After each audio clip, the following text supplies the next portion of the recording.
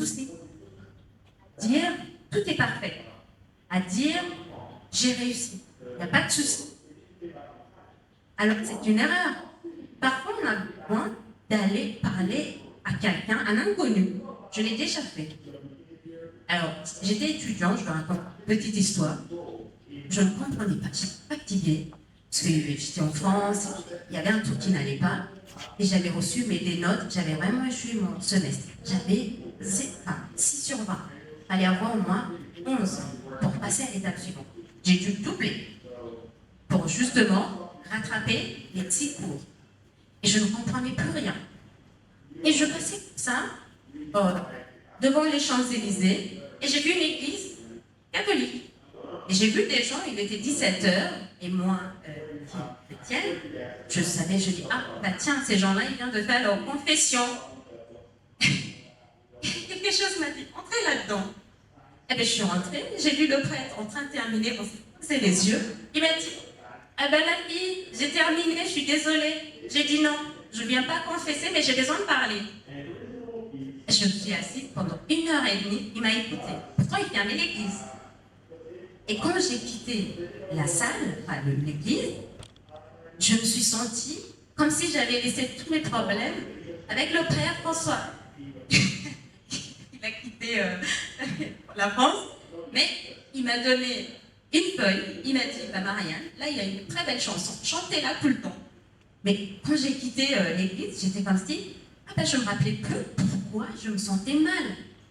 Et je peux vous assurer, le semestre suivant, j'ai rattrapé, j'ai pas travaillé l'été, j'ai repris mes études, j'ai refait le rattrapage, on n'était que 5, des gens qui avaient raté leur semestre pendant 2 mois, et on a repassé le partiel, j'ai eu 15 sur 20, sur toutes mes 6 matières. J'étais tellement fière de moi. Je suis retournée voir Père François. Je lui ai dit, voilà, on a parlé de la partie des études, j'ai tout dit. Tu sais, le monsieur, il ne me connaît pas. Qu'est-ce qu'il va me dire? Est-ce qu'il va me juger? Non. Pendant 1h30, il m'a laissé parler. Et il m'a donné ses conseils. Et en fait, il a trouvé la solution dans moi. C'est-à-dire, il n'a rien inventé. Donc, il faut avoir quelqu'un, c'est juste pour vous dire, il faut avoir quelqu'un qui va vraiment vous, comme votre comme quelqu'un, vous allez vraiment lancer vos idées, quelqu'un qui a beaucoup plus d'expérience que vous, parce que c'est pour ça on a des gens qui ont un peu plus d'expérience, on attend qui voient des choses d'une autre façon qu'on ne voit pas. Donc c'est très important justement d'avoir des menteurs. Je ne sais pas si on dit le mot en français, mais des menteurs, ça doit être la même chose. Voilà. Alors qu'est-ce que de T2? Parce que j'ai vraiment réfléchi par rapport à moi, et je me suis dit, qu'est-ce qui a marché pour moi? Mais peut-être ça ne va pas marcher pour tout le monde, mais pour moi, ça a très bien marché. Alors, tous les défis que vous avez, il faut les considérer comme des opportunités de s'améliorer. En France, étant une femme africaine, surtout entrepreneur, c'est très difficile. Mais moi, j'adore rentrer dans la salle, et je suis la seule africaine, je vous assure. Et je me réjouis. Ils vont me sous-estimer. Et je me mets dans un petit coin. Et après, on va accueillir Madame. Vu que je parle français, il se dit, c'est qui Madame Picard? Ils attendent quelqu'un d'autre. Et moi, je suis là, jamais. Voilà, c'est moi. Et qu'est-ce qui se passe? Tous ces gens qui ont vraiment mal parlé, mal regardé, personne n'est venu me parler dans la salle parce que bien sûr je suis la seule africaine. Et surtout, je ne viens pas de la part de qui que ce soit, je viens au nom de mon entreprise et je suis fière. Je peux vous assurer que quand je vais dans ces rendez-vous, moi je m'habille à l'africaine. J'ai mon petit sac, ça s'appelle un kiongo, c'est ma voisine au Kenya qui le fait. Je ne viens jamais avec des sacs des Occidentaux. Je viens toujours avec mon kiongo. Chaque fois on me pose la question, mais d'où ça vient ça? Je dis c'est savoir-faire africaine. Vous en voulez? Je pars au Kenya, nanana, je vous en commande combien? Et je fais payer le double, moi. Voilà, donc c'est vraiment, parce que pour moi, c'était vraiment assez froid. La culture anglophone, tout le monde est jaloux. On peut parler à n'importe qui. La française, les gens sont vraiment enfermés. On te juge même avant de te connaître. Donc, c'est rien de l'autre. Mais moi, je l'adore. Parce qu'après, on découvre qui je suis.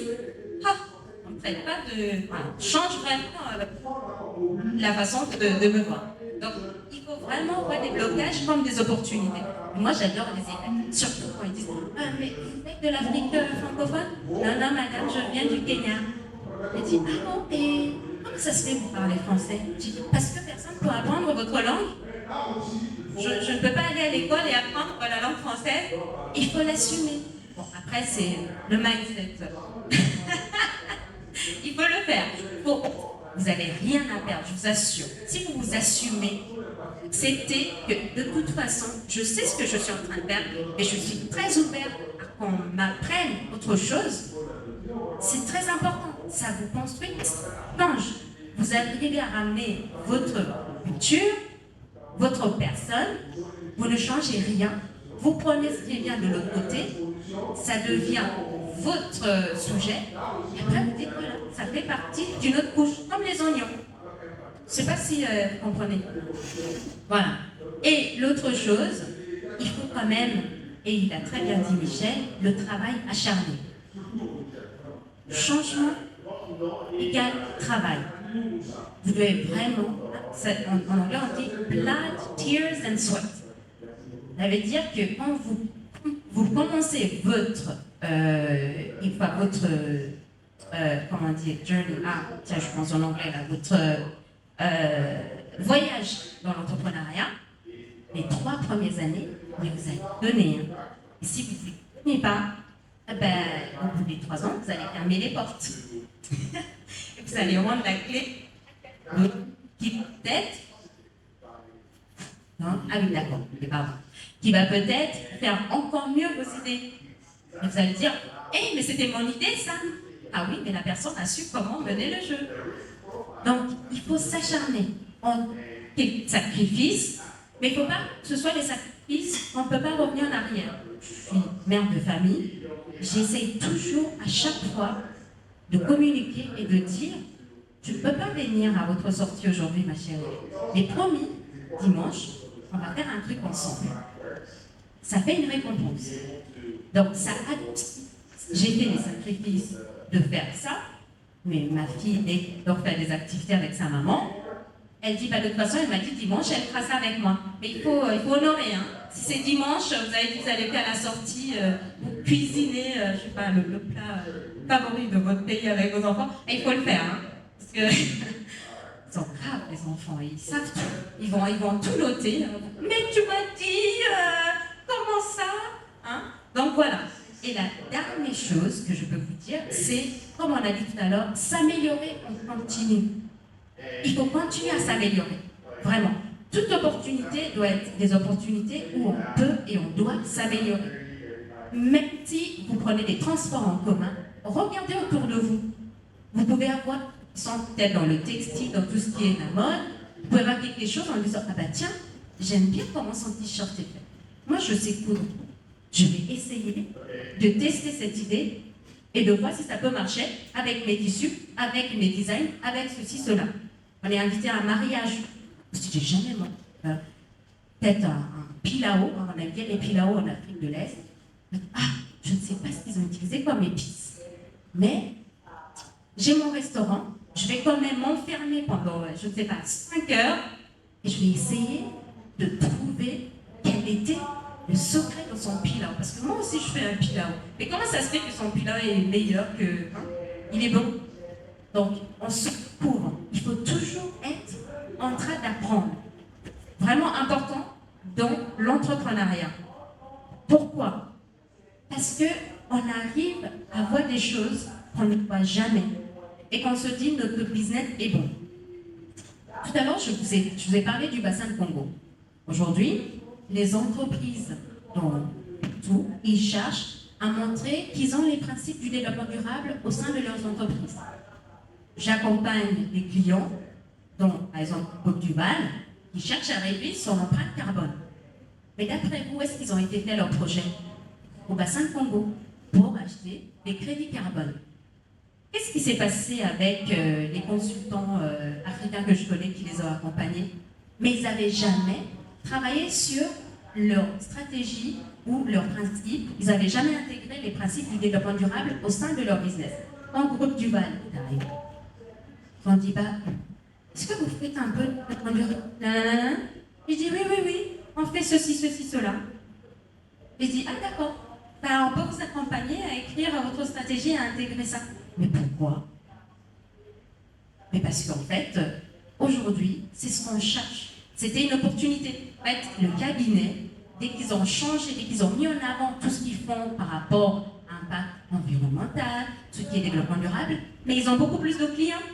Parce que c'est ça que le client est à la recherche. Vous voyez? Ils ont intégré dans leur communication leur notion de quel est l'impact par rapport à leur activité, un impact positif socialement, dans l'environnement, pour le climat. Ce sont vraiment des sujets que nous, en Afrique, c'est normal pour nous. Je ne sais pas s'il y a des agriculteurs, des gens qui cultivent, je ne sais pas, il y a quelqu'un dans le milieu de l'industrie agroalimentaire. Est-ce que ça vous arrive de penser à dire bah, je n'utilise pas les pesticides et noter dans votre communication, ça vous arrive? Vous le faites? Bah, c'est très bien. Mais est-ce que vous voyez des impacts? Vous avez déjà testé votre communication en dehors de votre zone de confort?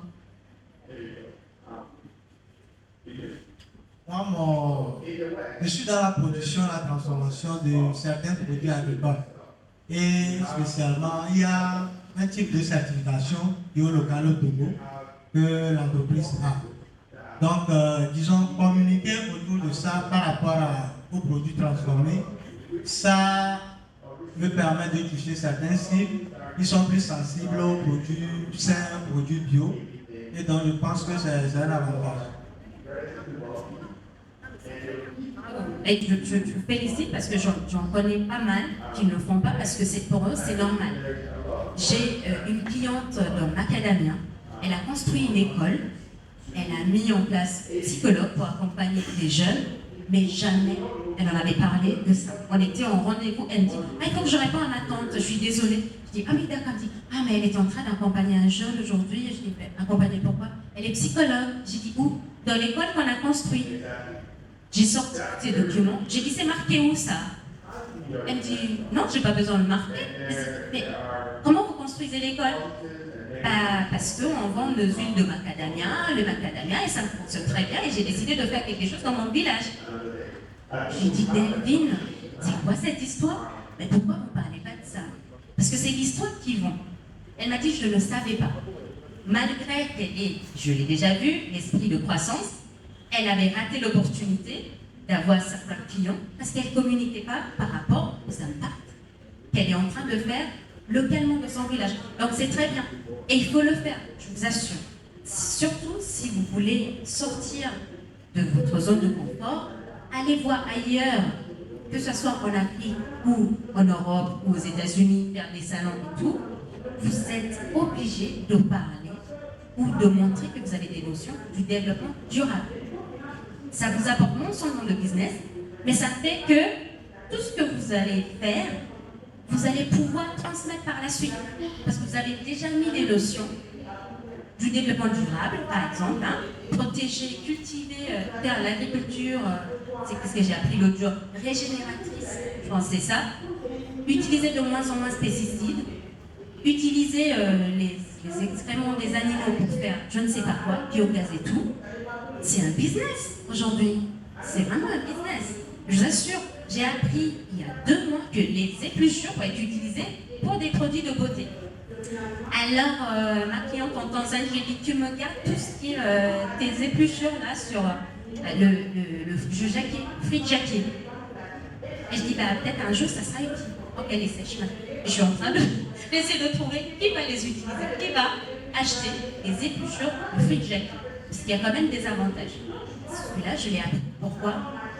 Parce que même si mon entreprise IDELA fonctionne, ben, j'ai appris quelque chose. J'ai changé le mindset. Je dis, ah oui, en fait, les gens ils achètent vraiment des épluchures. Pour faire quoi? Des produits de beauté. En Europe. Ok, très bien, j'arrive. Je me suis dit, voilà, je vais créer ça, je vais trouver et je vais vraiment faire en sorte que ça vient du continent africain. Bon, bref. Pour terminer, on va venir à votre question sur le comment créer un esprit, avoir l'esprit de croissance. Après tout ce qu'on a dit, est-ce que vous avez au moins une petite idée? Alors, on vous écoute. Après communication, je peux dire, je peux avoir un esprit de croissance. En faisant la première des choses, je peux dire que ce que j'ai, ce n'est pas standard, il y a meilleur que ça, aller chercher ce meilleur. Et comment aller à la recherche de ce meilleur? La première des choses, c'est de nous rendre compte que ce que j'ai, c'est insuffisant. Oui. Aller vers les autres. Oui. Accepter les gens me critiquer, mais faire le choix de ceux qui doivent me critiquer. Tout le monde ne doit pas m'apporter des critiques. Avoir un mentor qui va m'accompagner et également, comment je vais le dire? Je n'arrive pas à le dire en français. Si je pouvais le dire en anglais? Peut-être qu'il y a quelqu'un qui va traduire. Vous êtes de quel pays? Dis-le, il y aura quelqu'un forcément qui va traduire. Allez. C'est-à-dire,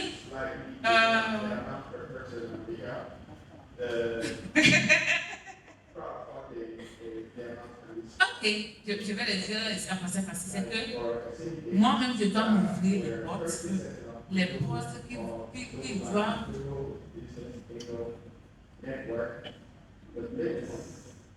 Il faut le dire, je ne vais pas vous lâcher. Allez jusqu'au bout. Les portes doivent faire quoi? Encore 5 secondes. C'est-à-dire, je dois me dire que du compte de mes échecs passés, oui, les considérer que ce sont des points que je peux améliorer et les transformer en des choses positives qui puissent me propulser. Oui, voilà, c'est trouver quelque chose de positif dans vos échecs. Voilà, très bien. Vous voyez, hein, vous arrivez à dire ça, quand même, c'est bien, c'est bien. Donc, vous avez bien résumé. Alors, oui, ça c'est bien.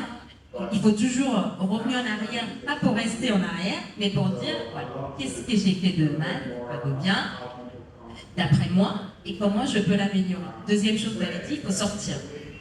Qui ne sort pas ne réussit pas. On est obligé de sortir. On est obligé de quitter sa zone de confort. Vous n'avez pas d'autre choix. Vraiment, en étant entrepreneur, la zone de confort, ça vous tue. Ce n'est pas possible. Il faut vous challenger. C'est très important de ne pas rester dans sa zone de confort. Si vous ne faites pas des salons, parce que vous avez peur d'utiliser les 1000 francs que vous avez, mais vous allez rater des choses. Peut-être dans le salon, vous allez rencontrer quelqu'un qui va dire « Ah ben moi je ne connais pas ça. J'ai jamais vu telle initiative. Comment est-ce qu'on peut travailler ensemble ?»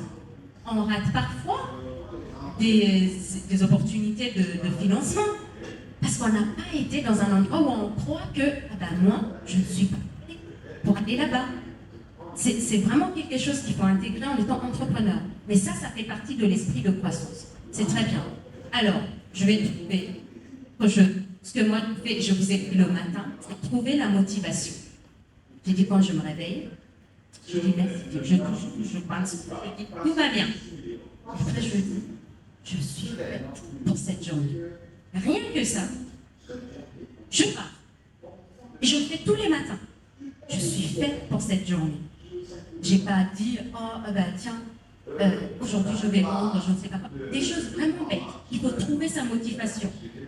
Ça peut être par rapport à sa culture. Il faut s'approprier. Il faut que ce soit quelque chose qui n'est pas utilisé par quelqu'un d'autre. Et même si l'autre personne l'utilise, il faut se dire, bah, moi je le fais mieux que vous. Je le fais mieux que toi. Donc il faut toujours trouver sa motivation. Tous les matins. C'est très important. L'autre chose que j'ai notée, c'est de se fixer des objectifs. Parfois, on fait une erreur de se fixer des très grands objectifs. Et c'est là, parfois, on échoue. En disant, mince, je voulais un chiffre d'affaires de 50K en fin d'année, mais là, je suis à 15. Qu'est-ce que ça veut dire? Ben, j'ai échoué. Et si au début, on s'était dit, ben, je veux 10, et vous arrivez à 15, quel est le sentiment que vous allez avoir? Mais vous allez dire, waouh, c'est génial. En fait, j'ai fait quelque chose de bien. Et la prochaine fois, vous allez dire, bah, j'arrive à 15, allez, je fais 30. C'est sûr. Mais sinon, allez, 20, peut-être. J'essaye un petit peu. Je me donne 6 mois. Peut-être, je vais arriver à 20. Si vous arrivez à 18, vous allez dire, ah, je suis que à 6 mois de ce que j'ai vu de ma stratégie. Donc peut-être, je vais arriver à 20. Vous voyez, c'est des petits objectifs. C'est très important de ne pas chercher très très loin. Bien sûr, il faut garder sa vision, mais c'est prendre des choses du jour au jour. Ça, c'est très important. Des objectifs qu'on peut atteindre, mais des petits. Ça m'aide énormément pour moi. Encore une fois, moi, je vous donne ce qui fonctionne pour moi. À vous de trouver ce qui fonctionne pour vous. Autre chose, c'est qu'il faut toujours nourrir son cerveau. Je me rappelle quand je suis arrivée en France, j'avais un petit agenda. Parfois, ça me fait rigoler. Quand je lis ce que j'ai écrit en 2007, 2006, je ne suis pas la même personne. Je vois l'évolution. Et je notais des choses bêtes. Je notais vraiment des choses qui n'avaient rien à voir avec ce que je fais aujourd'hui. J'ai même noté que mon père m'avait dit, dès que j'arrive, je prends la photo de la Bastille et je lui envoie. Mais il n'y avait plus de Bastille. Il y avait juste un truc. Et j'arrive à la Bastille pour chercher la Bastille, ok c'est ça, je suis bien, mais je ne vois pas de prison. Il y a un vieux monsieur que je pose la question, bien sûr, là j'avais posé un de ses enfants, il s'appelait Achille, comment on dit ça en français, il m'avait dit voilà, je cherche la Bastille. Il me l'avait traduit, j'avais objectif ce jour-là, il fallait prendre la photo avec mon petit copain. Et un monsieur il me regarde, il dit, vous venez du campagne. Elle dit, I buy you coffee. Avec son accent français, j'ai dit, oui, chocolat chaud, c'est très bien. Et il m'a appris la leçon. Il m'a dit, en fait, la Bastille n'existe pas. Et je me suis sentie bête, je me dis, papa, qu'est-ce que tu m'as fait faire? J'avais le château de Versailles, j'avais été à Fontainebleau, je passais mon temps à lui prendre des photos, j'avais le défi. Et là, la Bastille, papa, ça n'existe pas, j'avais honte. Mais le vieux monsieur, il m'a appris quelque chose. J'ai appris pourquoi il n'y avait plus de la Bastille, quels sont les pierres qu'ils ont utilisées pour faire le pont neuf, comme quoi c'était, voilà, je fais un petit peu, juste une petite histoire, mais c'était trop drôle. Et j'ai retrouvé ce jour-là, j'ai écrit. J'étais très déçue. Je me suis dit, la honte. Et je l'ai écrit dans le petit calepin. Et quand je l'ai lu, j'ai rigolé. Et j'adore cette histoire parce que ça m'a sorti en temps de... Je n'étais pas dans ma zone de confort. Je me suis dit, voilà, j'ai honte de poser des questions, je ne parle même pas bien français, mais je vais poser des questions aux gens. Achille, il m'a traduit la phrase. Où se trouve la Bastille? Et ben voilà, j'ai appris quelque chose. Et aujourd'hui, c'est très bien. Vous voyez, c'est très bien. Donc, il faut toujours nourrir son cerveau. Il faut lire, il faut écrire, il faut sortir, il faut réseauter. Bien comme il faut rester dans les réseaux qui vont vous apporter quelque chose. Il faut lire des choses. Parfois, je lis des romans que je ne m'y attends pas. Ça m'arrive parfois de lire un peu des romans. Je me dis, j'espère que personne n'est en train de me regarder parce que ça n'a rien à voir. Parce que j'ai envie de rêver. Des livres fantastiques. J'adore. Même parfois, les BD, je me cache en disant que personne ne va en train de lire la BD. Dans les salons, ça m'arrive de ramener des BD. Parce que je me dis, ah ben tiens, j'ai envie de relire Astérix et Obélix. Ou parfois, j'ai découvert le manga africain fait par un Africain super bien. Et on est dans un salon professionnel, et moi je suis avec mon petit manga caché dans mon sac, en tablier. Parce que je me dis, j'ai besoin de changer d'esprit, j'ai besoin de nourrir mon cerveau avec autre chose. Ça fait du bien. Voilà.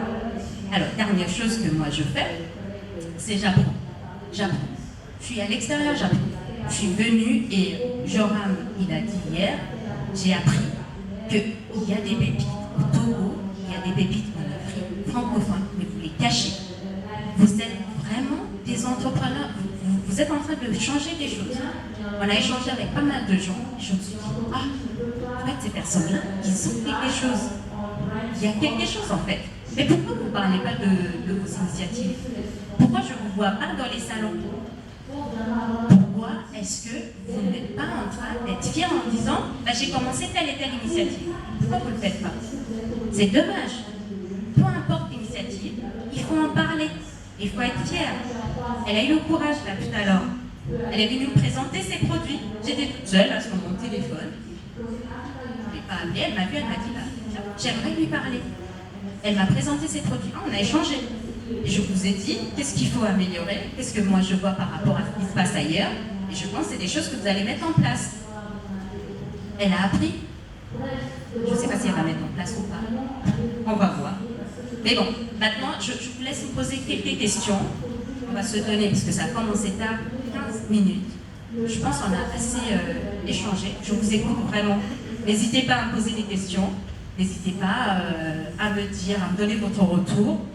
J'ai voulu rester très très humain, très naturel, en vous racontant qui je suis, en vous donnant quelques exemples un peu pratiques. Et j'aimerais vous écouter par rapport à quelqu'un qui me pose des questions, et là-bas aussi. Et même après, on peut continuer à discuter. Je suis là toute la journée de toute façon. Bonjour. Ah. Je réponds au nom de Soumaïla. Je réponds au nom de Soumaïla. Smile, ok. Donc, je viens du Niger. D'accord. Je suis le responsable de l'entreprise. D'accord. C'est une entreprise donc Vous pouvez parler un peu fort? C'est une entreprise donc multisectorielle qui propose des produits, des solutions, des prototypes adaptés au contexte zéro émissionnel. Donc, entre-temps, que pensez-vous d'une stratégie marketing culturelle pour promouvoir les produits et services d'une entreprise liée à un projet d'accompagnement des populations pour une transition écologique juste et inclusive? Donc, j'ai pas compris votre question, elle était trop longue. Quelle est la question? Oui. Que pensez-vous Oui. d'une stratégie marketing culturelle donc, à travers donc, qu'est-ce que je pense d'une stratégie marketing culturelle oui. Par rapport à culturelle? C'est très bien. Donc, par rapport au projet, donc, pour promouvoir donc, les produits et services d'une entreprise liés à un projet d'accompagnement des populations pour leur transition écologique et inclusive. Ben c'est super, c'est ce qu'il faut faire. Vous pensez que c'est mal? Bon. Qu'est-ce qui m'amène à poser cela? Pour bien sûr avoir donc la possibilité d'étendre ces activités à l'échelle internationale. Oui. Il faudrait se maintenir à la même stratégie marketing où il faudrait vraiment s'adapter pour pouvoir conquérir une autre voilà des clientèles. D'accord, très bien. Déjà, vous savez ce qui se passe dans le monde aujourd'hui, dans ce milieu-là? Effectivement. Comme j'ai une licence d'entreprise culturelle chez nous, oui. Il y a l'agence de promotion des projets entreprises bien. Qui vraiment est une structure donc, à caractère public qui octroie des licences d'entreprise culturelle aux structures qui répondent aux critères d'éligibilité donc des structures qui appartiennent à ce volet. Et tout le temps on organise des panels, des rencontres et tout ce qui s'ensuit. Et j'ai posé cette question à plusieurs personnes, mais je préfère le poser à l'échelle internationale. Alors c'est très bien. Si vous poussez, oui, alors si vous voulez pousser l'international, j'ai allé vite, il faut vraiment aller voir l'UNESCO. Vous avez parlé de la culture. Qu'est-ce qui se passe à l'UNESCO? Ils sont en train de mettre en avant les langues africaines. Donc, je vois qu'ils sont à la recherche de vraiment reconnaître le Wolof, par exemple. J'ai vu. Ils ont reconnu le Swahili. C'est enseigné même dans les écoles privées en France, aux États-Unis, en Angleterre. Donc la culture, c'est important. Quand on voit les Européens, quand ils viennent en Afrique, qu'est-ce qu'ils nous mettent en avant d'abord? C'est leur culture. C'est qui ils sont. Certains peuvent s'adapter par rapport au pays, mais au fond, qu'est-ce qu'ils gardent? Leur culture. Ils sont assez forts. Pourquoi ils gardent leur culture? Parce qu'on gagne de respect. Donc, votre stratégie de marketing, en gardant la culture, ça vous sort parmi d'autres personnes qui tombent dans les idées de ne pas mettre leur culture en avant. En fait, vous êtes dans l'économie circulaire, c'est ça? J'entends rien. Les industries culturelles et créatives. Voilà, exactement. Donc, il y a par exemple beaucoup de salons par rapport à la culture. Il y a le salon de la culture en France, c'est l'un des plus grands salons, et c'est la culture africaine. Pourquoi je ne vous vois pas là-bas?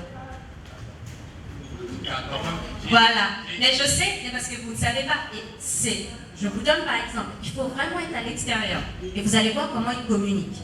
Il faut vraiment sortir. Il faut se dire, j'investis, je vais aller à l'extérieur. Je vais vraiment y aller voir qu'est-ce qui se passe. Pourquoi les gens arrivent à aller international? Si vous visez l'international, il faut être sur place. Et c'est ça que fait Ubuntu Net. On se dit, vous voulez réussir. Donc, la deuxième promotion documentaire qui assure des formations pendant 8 mois. D'accord. Donc, c'est toutes les thématiques liées à l'entrepreneuriat, à savoir le mental, fournir service, marketing, training, financier, avec le use force. D'accord. Et il y a pas mal d'alternatives et de sources d'opportunités à exploiter. Mais qui vraiment n'ont pas cette culture très poussée, donc liée aux industries culturelles. D'accord. Bon, on va en parler après si vous voulez. Hein? Je laisse quelqu'un d'autre poser la question. Il y avait madame juste là. Je réponds au nom d'Etamid, du Congo. D'accord. Oui. Arrive, hein? Vous êtes maintenant, c'est quel Congo? Parce que là, il y a le Congo. République démocratique du Congo. Kinshasa. Kinshasa. Est-ce que c'est qui est maintenant va faire partie de l'Est, comité Est de l'Afrique ou pas? Pardon? Est-ce que c'est qui va faire partie de la communauté de l'Est de l'Afrique ou pas? Ou c'est par hasard? Je pense que c'est Kinshasa. Oui, c'est Kinshasa. Qui fait partie du comité de l'Est de l'Afrique. Mais ça va arriver. Parce qu'ils demandent. Donc vous allez changer vos passeports, vous allez venir chez nous. Ok. Et l'anglais, ça sera un must. Oui, d'accord. Ma question est par rapport Oui. et durant l'entreprise, par vision et culture et objectif et voilà. Quand est-ce qu'il faut faire des concessions quand il s'agit de la croissance? Bien. Est-ce que c'est pour objectifs? Oui. Il faut aussi penser à modeler la vision ou à la rendre plus ou moins flexible à un certain moment pour qu'on puisse croître. Je dis cela parce que, parlant de l'entreprise que je représente, Oui. il y a eu une vision, il y a eu des idées au départ. Mais au fur et à mesure que vous évoluez, vous vous rendez compte qu'il y a un besoin beaucoup plus grand que celui que vous avez imaginé au départ. Alors, changer complètement vous amènerait à régner quelque part l'historique même, la raison qui avait Je vous dit d'arrêter, excusez-moi, je vois on dit 5 minutes.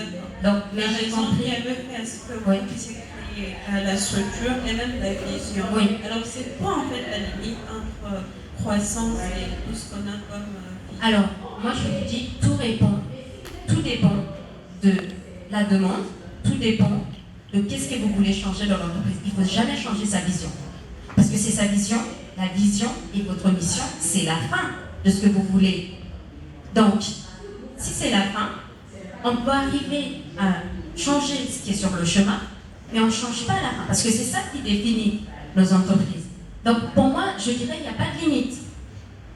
Disons, d'ici 20 ans, avec Internet et les technologies, les choses vont changer. Est-ce que vous allez rester dans le même esprit, la même entreprise d'ici 20 ans? Est-ce que vous voulez rester vraiment avec la même mentalité? Est-ce que vous ne voulez pas vous adapter par rapport à ce que recherche le consommateur? Vous voyez? Donc, avoir l'esprit de croissance, c'est quelque chose, c'est on continue. J'ai dû reprendre un master pour justement répondre à toute cette partie de l'environnement, de l'énergie. Je me suis dit, c'est extrêmement important. Donc, est-ce que j'ai changé la raison d'être de mon entreprise? Non, mais je l'ai améliorée. C'est un plus. Donc, je suis légitime aujourd'hui à aborder pas mal de sujets parce que je n'ai pas changé. Je n'ai pas changé ma raison d'être, ma vision, mais je l'ai améliorée. Donc, en fait, il n'y a pas de limite. On peut changer à n'importe quel moment. Il n'y a pas de souci. Mais il faut juste ne pas perdre son chemin. C'est ça qui est important. Donc, on me dit de terminer. Et je suis désolée, on a dépassé le temps, il paraît. On avait commencé tard, donc j'en reste 10. Il reste 2 minutes. 11h10, c'était 1 heure. Ben, c'est pas grave.